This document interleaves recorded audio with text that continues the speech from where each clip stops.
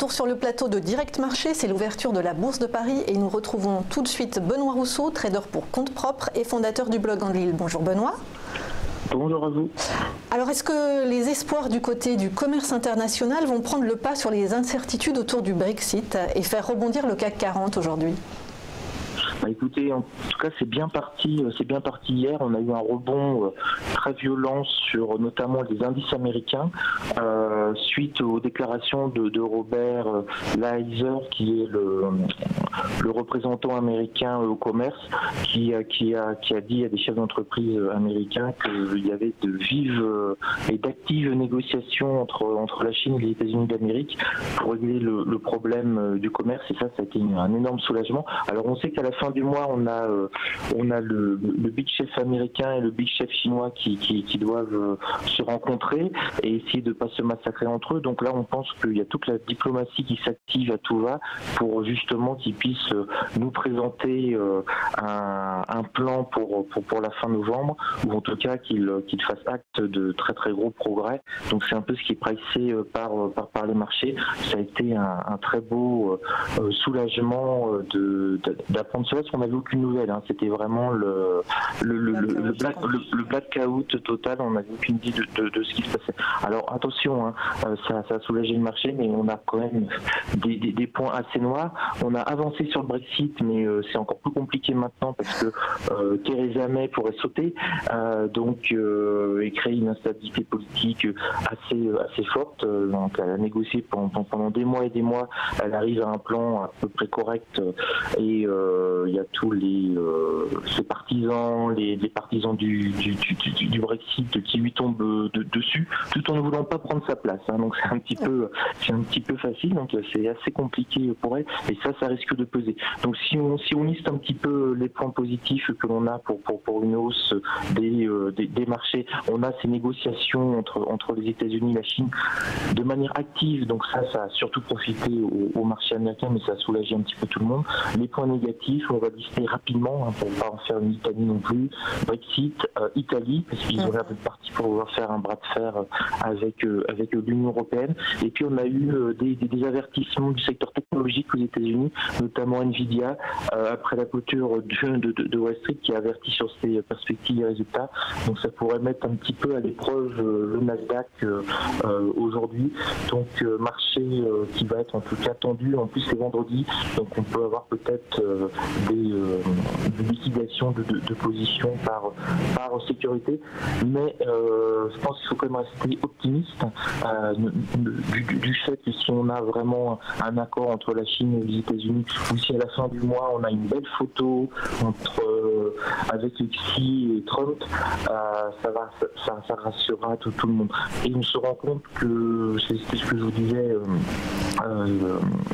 beaucoup de choses m'avaient interrogé. Je pensais que ça allait se décanter après les middle term, puisque les Chinois jouaient la défaite de Trump au middle term, et donc d'être en position beaucoup plus forte. Alors ce qui s'est passé, c'est que finalement c'est une victoire mitigée de Donald Trump sur les middle term, mais quand même une victoire. Il a augmenté sa place, son pouvoir sur le Sénat américain. Il ne pourra pas avoir d'empêchement avec un Sénat aussi fort.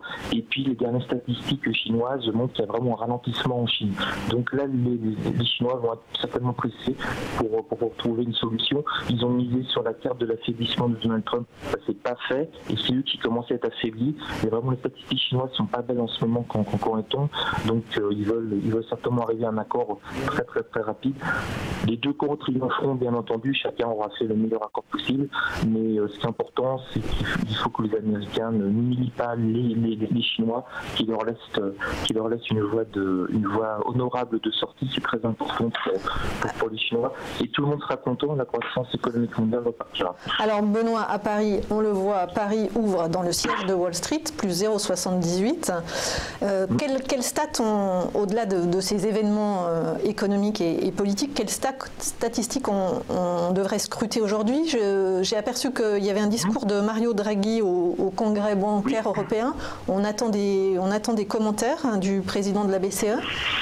Alors, c'est un discours qui a lieu à 9h30. Alors, il va falloir faire un petit peu attention. Alors, attention aussi, j'allais dire, on va pas normalement, à moins que Mario Draghi fasse une erreur de communication, ce qu'il ne fait exceptionnellement. Il l'a fait une fois, je crois, sur tout son mandat. On ne va pas nous sortir des choses qui peuvent faire bouger vraiment les marchés. Ça reste extrêmement cadré. J'allais dire, c'est une intervention. C'est pas une intervention BCE au sens strict avec une augmentation des taux et tout ça. Donc il devrait rester dans un système, dans un discours à peu près banalisé et rassurant. Donc ça ne devrait pas faire grand-chose. Au niveau des stats par contre importantes, on en a deux aujourd'hui. À 11h, on a l'inflation de la zone euro du mois d'octobre. Oui. Donc ça c'est très très très très suivi parce que est-ce qu'on a de l'inflation ou pas en zone euro, ça a des conséquences sur la politique monétaire de la BCE. Et puis on a à 15h15 la production industrielle américaine du mois d'octobre, et c'est à peu près tout ce qui pourra faire bouger les marchés. Là, ce qui risque plutôt de faire bouger les marchés, c'est si on a encore une déclaration du ministre du Commerce qui dit, imaginons qu'il dit qu'il espère un accord avant la fin du mois.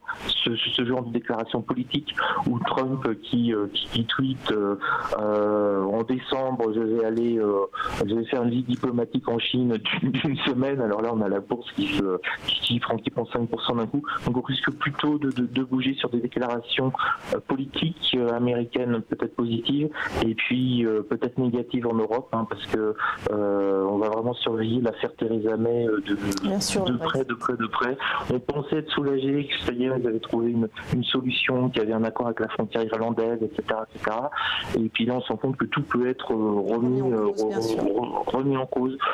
Bon, a priori, on a des observateurs politiques qui pensent que Theresa May pourrait tenir, et que de toute façon, sont entre guillemets des protestations politiques. Ils n'iront pas vraiment jusqu'au bout parce que personne ne veut sa place. Et même, on se rappelle, c'est qu'on a le résultat du Brexit. On a cherché pendant une semaine les leaders qui étaient favorables au Brexit. Ils s'étaient emmurés chez eux. Ils étaient partis en vacances à la campagne. On n'avait pas de nouvelles pendant une semaine. Il n'y en a aucun, Boris Johnson notamment, il n'y en a aucun qui voulait récupérer Downing Street et assumer quelque part c'est ce qu'il voulait. Donc c'est elle qui a vraiment récupéré la patate chaude. On rappelle, elle n'était pas favorable au Brexit, mais elle est vraiment d'une ténacité remarquable. Cette femme, le peuple anglais l'a voulu, et il aura le Brexit. Et même si tout le monde dit maintenant on pourrait revoter, non, vous l'avez voulu, vous l'aurez. C'est vrai, elle a dit qu'il n'y aurait pas de second référendum. Ouais. Ça, elle a dit à plusieurs reprises. C'est une nouvelle Margaret Thatcher. Donc là, si elle réussit à tenir, elle rentrera dans l'histoire anglaise en tout cas. Merci beaucoup Benoît Rousseau, trader pour compte propre et fondateur du blog Andlil.